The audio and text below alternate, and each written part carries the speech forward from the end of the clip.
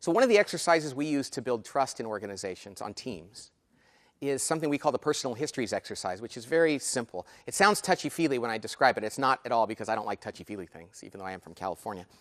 And basically what it is to help people trust one another by being vulnerable.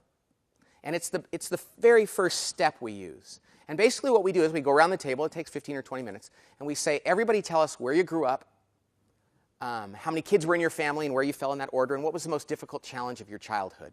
Not your inner childhood, but just being a kid.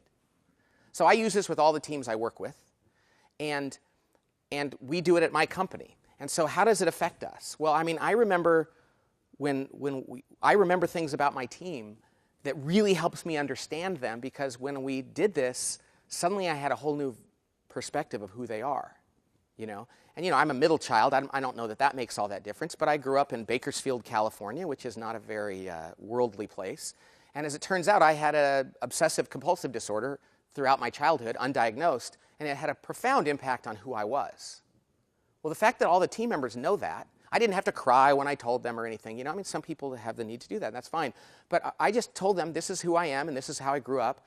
And suddenly they're like, oh, and they're interested, and it informs them. Then what do you do after that? Well, you do something like DISC, where you go, now that you know all those things about me, you should also know that I'm a high I and secondary D, and I have absolutely no S and C.